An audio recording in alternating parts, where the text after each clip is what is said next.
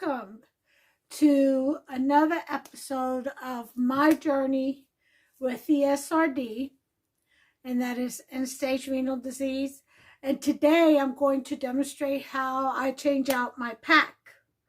Okay, so without further ado, so the first thing you need, of course, is your PAK, and your Pureflow will tell you when you need to prime a new PAK.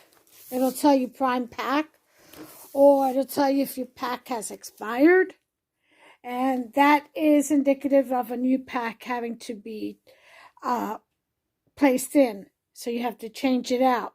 So first thing we're going to do is going to get our supplies, and as you can see here on the label, it says PAK, NxStage PAK 001, and then it'll give you a lot number. That lot number is what you're going to put into your iPad, or you're going to chart it, okay?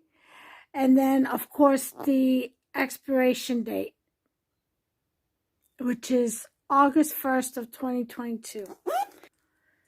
We're going to go ahead and first change out or take out the existing PAK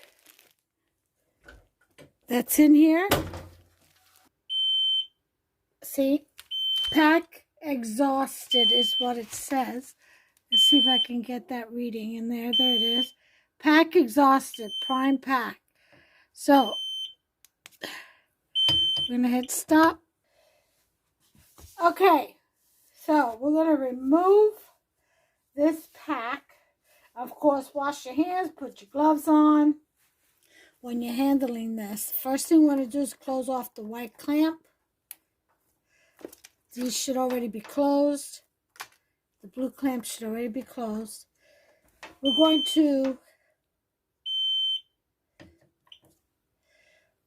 to remove this white clamp right here. So there's a button on the side of it. To the left, push it in and pop it out.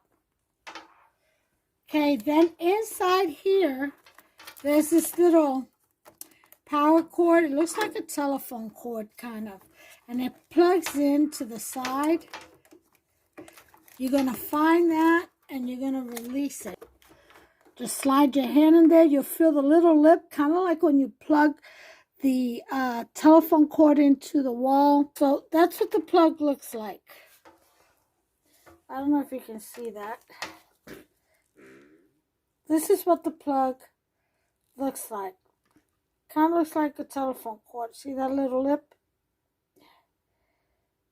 Yeah. That clicks on. Okay. So, after you do that, there's a white handle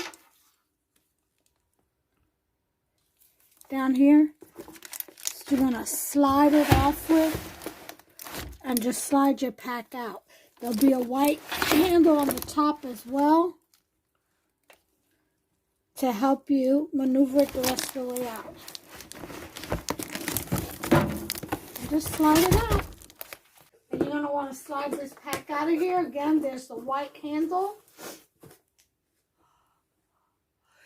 Once you slide your PAK out, we're going to turn it. This is the side, and this is the top, and you can tell by the label. We're going to turn it right side up. There's a piece of tape with a bag attached to it right here. We're going to take this off.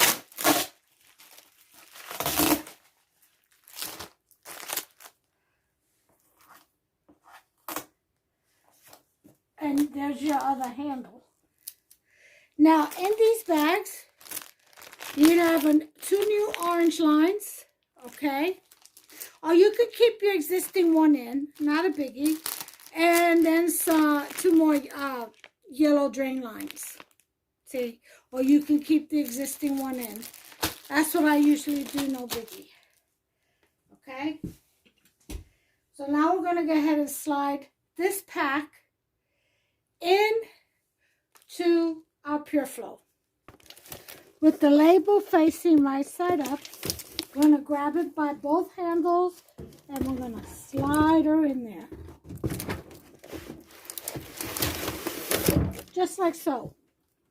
Okay? Once we slide her in, we're going to pull out just a little bit and we're going to pop this part right here open.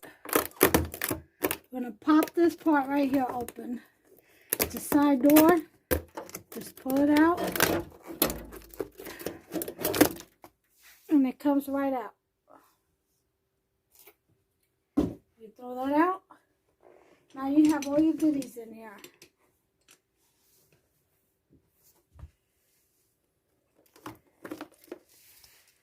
We're going to remove the white tape.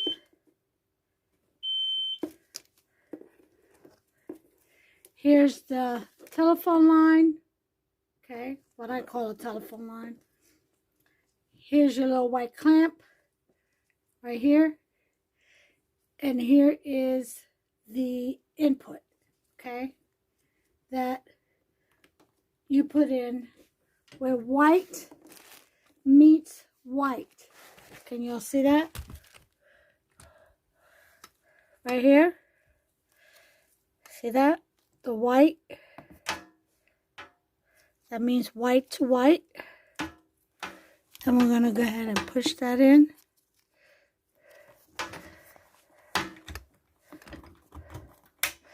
Okay, so now that that's out of the way, grab the end of this cord.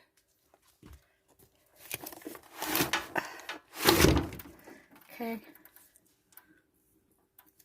And there's an opening you can still feel. You can feel the plug, the outlet where you put this plug into. You're going to feel for that.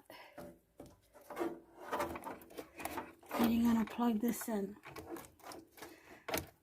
It's a bit tricky. You probably need someone with small hands. And if you heard that click, that's in. Alright? So now what we have to do is we have to prime our pack. So we're going to take the orange line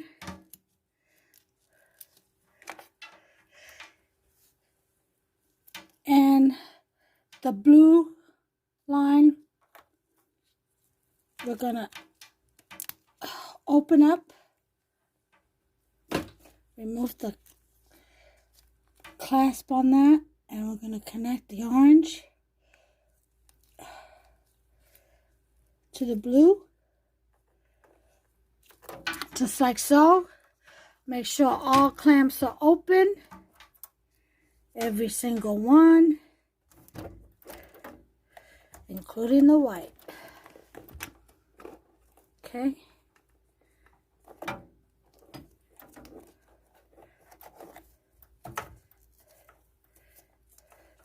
Let's go ahead and remove this first.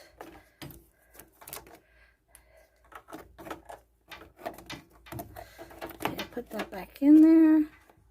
There's the white clamp. Alright, all clamps are open.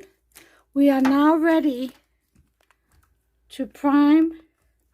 See, it says prime pack, prime new pack. So we're going to press the green button. It says pack initializing phase 1.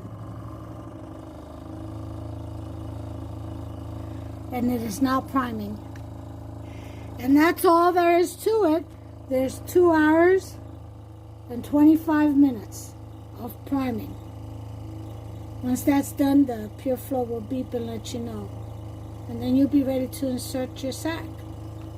Okay? And that's all that's to it, you all. I hope this was of some help to some of you. And give me a thumbs up if you've liked this video. Go ahead and subscribe. This is a cooking channel. This is not a NxStage channel. But I'm doing my best. I'm doing my part to share with my viewers, okay, my journey with end-stage renal disease. And this is part of the process when you're on home dialysis. Listen, you're doing the work of the nurses, you're doing the work of the techs, of the maintenance, because you not only have to, and they train you, so don't be alarmed. You not only have to set up your machine and learn how to do all that with the cartridge, the saline, hanging bags and all of that, as far as SAC is concerned, but you also have to prime your pack. You have to clean, maintain your machine. The Connex, gets cleaned, I think, once every 3 months. You drain your line or you flush the line. It says once a month. I do it once every 2 sacks. Okay, I used to do it weekly, but I find once every 2 weeks or every 2 sacks, rather, not every 2 weeks, but every 2 sacks is cool. But they say once a month is fine to drain your or flush your drain line, and that's when you take 1/10 of bleach to 9/10 of water in a little bottle, and you take the 60 milliliter syringe and you flush it through the line, okay, and then you take plain water and flush it right behind there. That's what that is for your drain line, the yellow line. But you not only have to do that, plus keep the machine clean using the sani-cloths and wipe it down after every use. Not the inside of the cycler now, just the outside. You don't want to go inside and ruin anything. But you also have to exchange your sacks. You have to exchange your packs. You have to learn how to prime both, and call in your supplies, your inventory to NxStage so they can know what they need to mail you out. You just give them a list of what you have in storage left on the shelf, and they'll send you out, according to their computer grid. They'll send you out what the computer says you needed according to you need for the rest of the month or for the next month, according to your prescription.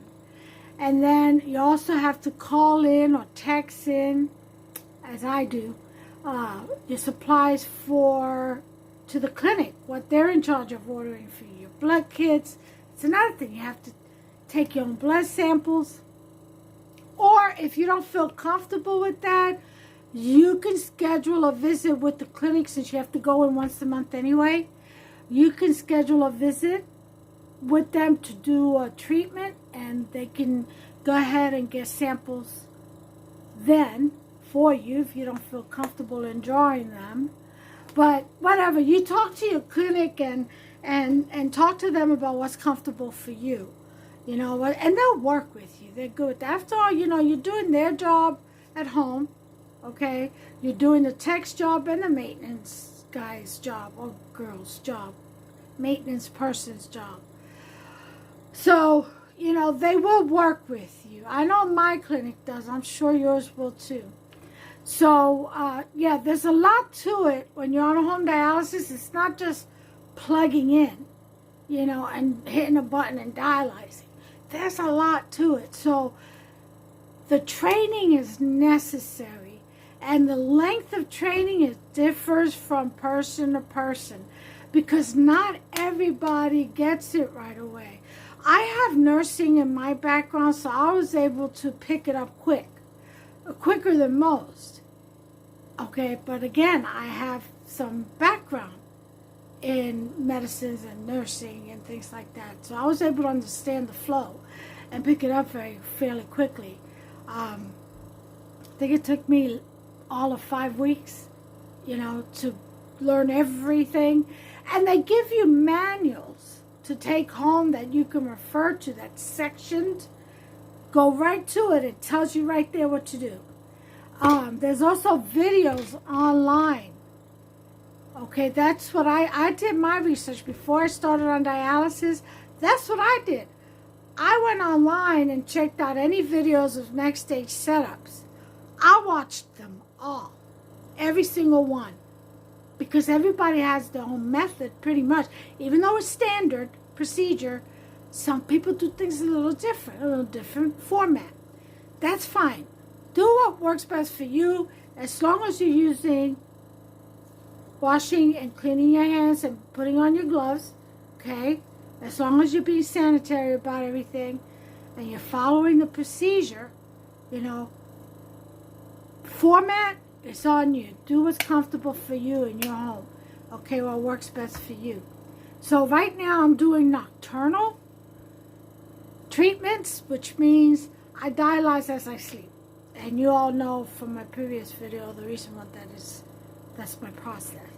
So it's about, it depends on how much you want to take off or need to take off. That's over your dry weight that you can tolerate. That dictates the amount of time you're on. So right now I can go from 5.5 hours to 6 hours and 15 minutes. Or to 5 hours and 45 minutes. It just depends on how much I need to take off. Sometimes it's 2 liters. Sometimes it's 1.5. So you see what I'm saying? It just depends on how much excess waste I have. And sometimes it could be 3 liters I'm over. I mean, not 3 liters. 3 kilograms. Sometimes it's 3 Ks that I'm over, and I can only tolerate 2. Because then I'll get dizzy the next day and, you know, weak and about ready to pass out. You don't want that. So my body can tolerate 2.0 kilograms max. So that's about 6 hours and 15 minutes. And I'm talking about removing the needles and caring for the site and charting, you know, and stuff like that. The whole works. It's actually 5 hours and 45 minutes. By the time I'm done unplugging and doing the machine and doing all that, taking out the needles, caring for the site, charting, it's 6 hours and 15 minutes. That takes 30 minutes, okay? Because, first of all, depending on what time I start, sometimes I go to bed at 6 at night. I'm so tired because I've done so much the day before, or got up at 4:30 in the morning, which Tubbs and I usually are up at that time, and we do Bible study together. Lately, he's been doing Bible study when he gets up at 4. I'll be up in bed, but sometimes I'm still plugged in. Like I said, it depends on what time I plugged in the night before. Sometimes we'll stay up and watch a movie, and I don't plug in till 10 or 11. See what I'm saying?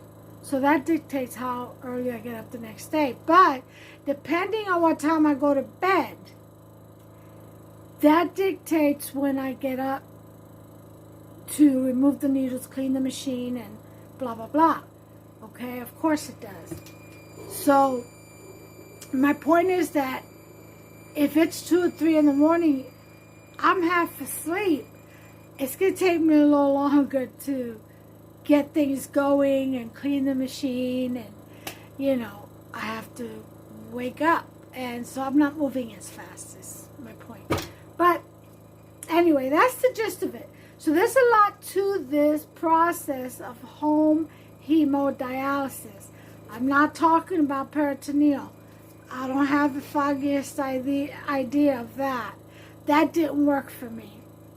I tried it. They went in twice. The tubes just wouldn't flush. So I had to get it removed and go with the fistula. But that's okay. That's what was for me. So it's a big process. So it's a lot to consider. And if you have someone who is going to be your helper, your assistant, your partner, then that's even better.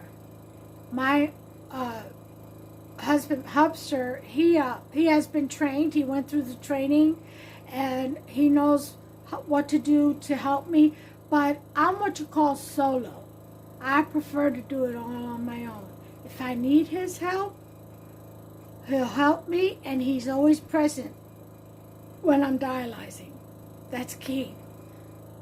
Always have, especially on nocturnal, always have your partner present. Well, of course. So we have walkie-talkies, okay? And he'll take one, I'll take one, and if I have to scream into his ear through the walkie-talkie, even though we're next to each other, then, you know, I have that backup. So anyway, that's how you prime a pack, how you change it out and how you connect it and how you prime it. I hope it was easy for you. Let me know in the comments if it bothered you. And by the way, this is a cooking channel. Like I said, I'm just here to share my journey with my viewers. And maybe somebody who along the way needs help in priming a pack or needs a visual. They may have the words in the book, but they actually need a visual, step by step. So that's my intent. It's not about the food, okay? This food is not dialysis patient or renal patient friendly. The foods I cooked are just regular foods. Some are from my island of Puerto Rico, okay, which I like to share my recipes.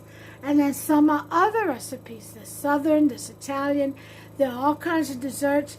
Does it mean that I partake of it all? No, I do not. And I say so on most of my videos. But, again, when you're on home dialysis 5 times a week, you can do 6 on you.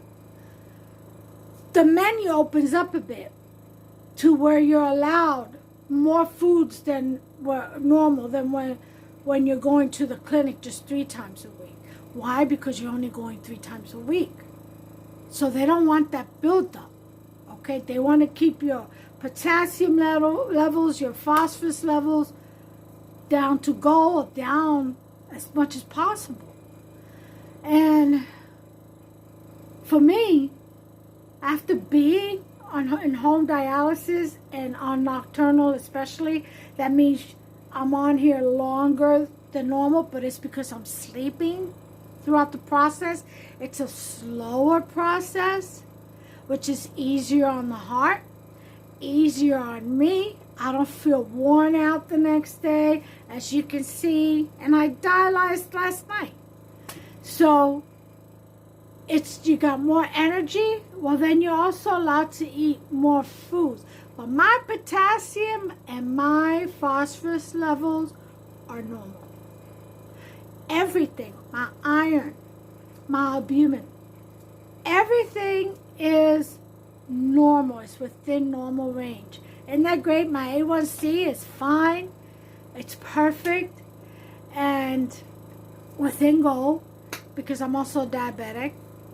And so I'm okay. I can partake of the foods that I cook, with the exception of some desserts. And I'm not a big dessert person anyway. And the foods that I partake in, which I cook, I do in moderation. So let me give you an example. Instead of doing a slice of pie, let's say, an apple is my absolute favorite, I'll do a slither. Sometimes a slither will just be 2 tablespoons, and that's it. Or 1 tablespoon, or teaspoon, I should say. I don't use a tablespoon to eat pie with. But it'll be 2 tablespoons, and I'm done. You know, it's just getting that taste, that craving out the way. That way I don't feel tortured. You know, I'm not torturing myself. Another good thing, because of the dialysis treatments 5 times a week, nocturnally, I'm allowed to eat my favorite fruit, which is bananas. I can eat 1 banana a week, and that keeps my potassium level smooth, within goal. Otherwise, it drops too much. Imagine that. So I get to enjoy a banana a week. And, you know, you slice it up, put a little lemon on it, put it in a container, put it in the refrigerator, and have a section during the week. That's what I do to make it last. But that's just a thought. That's just me. But I do partake of my dinners. I just do it in moderation. I don't overdo it. You know, a little bit of this, a little bit of that in the plate, and then a whole lot of salad. And usually I'll have my salad, my biggest meal, for lunch with some kind of protein, meat in it. So that's what I do. Or in place of a salad, I'll have a protein shake. What is it? Orgain protein shake powder. That's the best. That's keto friendly. It's low on carbs. I think it's 15 grams of carb per shake. I think it's 21 grams of protein, and I can't remember the rest. But it's recommended by my dietitian at the insulin department at the VA. And I'll substitute a salad for that. And sometimes I'll eat my banana with. You know, that along with my medication that I take fills me up. And like I said, I'm not a big eater anyway, but so don't let the water weight fool you. I'm really not. But that's just the disease, you know. You get what's called lymphedema in certain areas. Mine is at my knees. But some people get it in their arm, just one arm, and that's aggravating. It's just part of the disease. And until I can have or be gifted with a kidney and have the transplant, this is my life. And I'm okay with it because I'm here. I still get to enjoy my family. I still get to celebrate life and share with you all. So things are good. I also share for this reason, because since I'm not able to work any longer, okay, this is an outlet for me. It's therapeutic. And I've always loved cooking. Anybody who knows me will tell you, oh, Ani's about her food. She's about cooking. And I've always shared my foods and my recipes, and I've always enjoyed it. So from my home to yours, please enjoy the recipes. Take this as my experience, okay? And hopefully it will help you if you're on this journey, okay? Let me know in the comment section. Be nice. Don't be rude. Don't say things like, oh, how cruel it is for you to show the foods or inexplicably show the foods. And well, because this is a cooking channel. That's why. This channel is not about dialysis. I'm just sharing my experience. Is that okay? Can I try to help someone else? And if you don't like seeing the food, fast forward and get to the part you need to see. That's the magic of videos. You can fast forward to the part you need to see. Sure can. And I'm not trying to be a smart aleck, okay? I'm just being honest with you. If there's anything on my video you do not wish to see, fast forward, please. And don't be cruel to me, okay? Because I'm really just trying to help, all right? And I hope this video and my videos are a blessing to everyone in one kind of way or another. And as always, you know, take care of yourselves and one another. And Yah bless you.